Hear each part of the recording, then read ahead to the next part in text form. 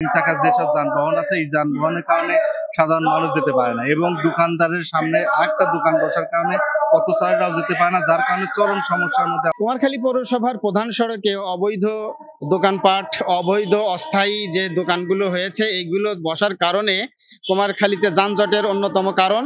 আর দুই পাশে দোকানের সামনে দোকান, যার কারণে রাস্তা সংকুচিত হয়ে যাচ্ছে। দুইটা ভ্যান যাওয়ার আর পরিবেশ থাকে না, যার কারণে অনেক সময় রোগী, শিক্ষার্থী এবং জরুরি কাজে যারা নিয়োজিত থাকে তারা যানজটের তারা সময় নষ্ট হয়, দুর্ভোগের সৃষ্টি হয়। আমাদের দাবি ছিল, সাংবাদিক হিসেবে আমরা বহুতবার বলেছি, আমরা নিউজ করেছি, কিন্তু তেমন কোনো কাজ হয় না। পৌর কর্তৃপক্ষ যদি সদিচ্ছা করেন এটা অবশ্যই সম্ভব।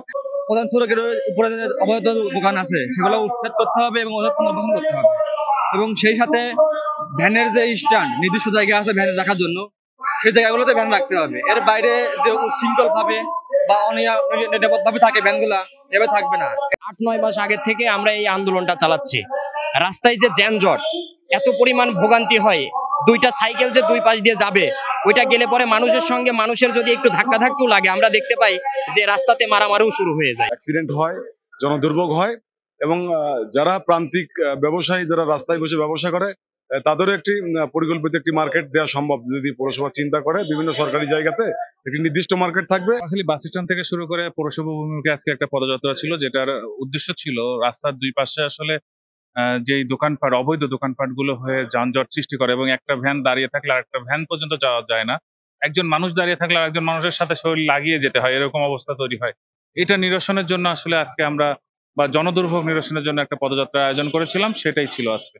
বাস্তবায়ন না হলে আমরা 2 দিন পরে গণস্বাক্ষর কর্মসূচি পালন করব। দাবি দেওয়া ছিল কুমারখালী পৌরসভার প্রধান সড়কে ফুটপাতে যেই দোকানগুলো আছে, যেই দোকানগুলোর কারণে বিভিন্ন সময়ে বিভিন্ন পর্যায়ে দুর্ঘটনার সম্মুখীন হচ্ছেন কুমারখালীবাসী, তারই আলোকে আজকে আমাদের এই পৌরসভা অভিমুখে পদযাত্রা।